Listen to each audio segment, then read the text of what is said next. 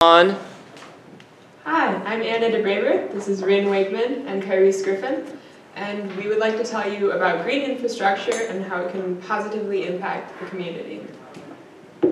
So, green infrastructure is needed for a couple of reasons. The most noteworthy, I shouldn't say that, these aren't really prioritized. They're all terrible things. Thermal pollution. Thermal pollution is essentially where you have water that is increasing in temperature because warm water is getting into it in mass amounts. So this map shows places where all the Great Lakes have increased temperatures, and you can see kind of by Grand Rapids, by Detroit, and like Lake Erie, and then in some of the more populated areas up in the Upper Peninsula. But thermal pollution is a bad thing because it's capable of basically wiping out over half the species of fish in one body of water just by a 1 or 2 degree increase in temperature, which is obviously not good for fishing, for recreation, not to mention this is terrible for our environment because you're losing so many important fish. All the fish are important. They're not like mosquitoes. The other problem with cities is that just water quality in general. Most cities do not have a very good filtration system, and so you have a lot of gross stuff getting into the water. When it rains, just being thrown into the river, like litter. As you can see, all these rivers here, they go into the Grand River, and the Grand River goes into Lake Michigan. So if drinking water is enough to get you to care about water, so be it. But obviously trash and pollutants in the water are bad for their own reasons, like fish dying and destroying the environment.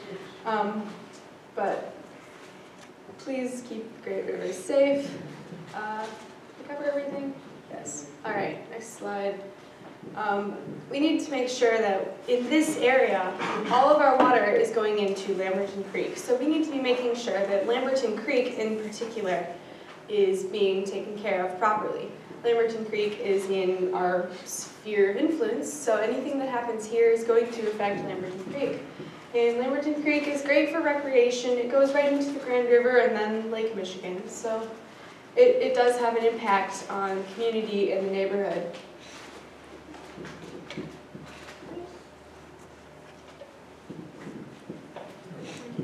A good example of green infrastructure is the pervious pavement.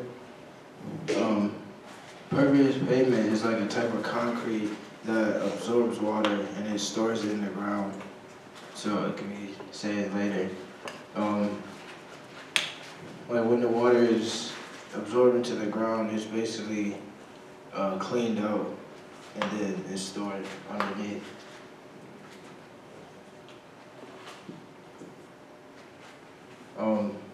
Pervious pavement at work, when we went on a field trip, we went to Joe Taylor Park, and they had pervious pavement all around their water park, so when kids got done playing in the water, all the water would just go into the pervious pavement instead of going directly into the sewers. It would be absorbed into the pavement so that all the dirt and stuff from the kids' bodies and sweat wouldn't go into the sewers.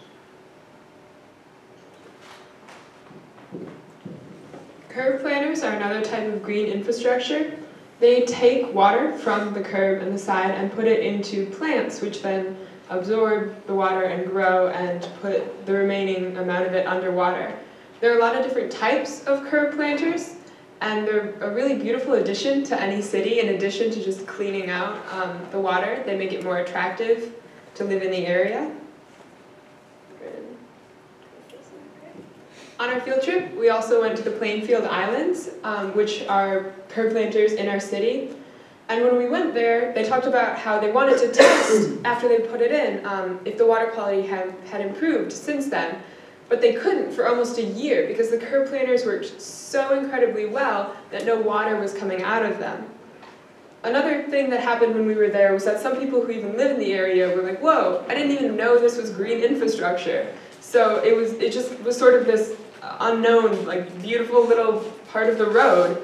So it's definitely not an intrusive piece of concrete when you talk about green infrastructure. It's more of a positive addition. The environmental benefits of this green infrastructure is that it goes through a process called groundwater recharge, which is basically the same thing about the pervious pavement, that the runoff water goes under the ground and is cleaned out, and it just sits on there.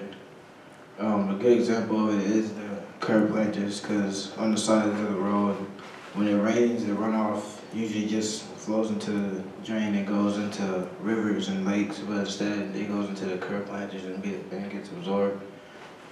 In this picture, the left side shows the ground without pervious pavement, and like the effects of how the water runs off into the sewers and stuff. And then on the right it shows it with pervious pavement, how the water is absorbed and how it's refreshed and used. Another set of benefits to consider of green infrastructure are the economic benefits. This guy up here is going to be way more likely to visit a city that has a positive environmental reputation. Hipsters are actually a huge part of tourism. They want to see the world. And right now, Grand Rapids does have a positive reputation as far as the government goes, and especially our mayor, Rosalind Bliss, putting really great green infrastructure in where she can. But if that could translate over into the private endeavors too, that would be a really positive thing. Things like curb planters are going to help the economy in that they create this beautiful space for people who are looking for a more permanent thing, for a place to settle down. Green space really encourages those who have kids and want those kids to be able to play somewhere outside. The final and a little more drastic point is that we don't want a repeat of something like the Flint water crisis. And of course the economic downside of that is the people that have been hurt by that, but also the mistrust that's now in the government and how that negatively is going to impact people for generations to come. So thank you for listening to our presentation about green infrastructure. I hope that this can be used for the development of the city in the future.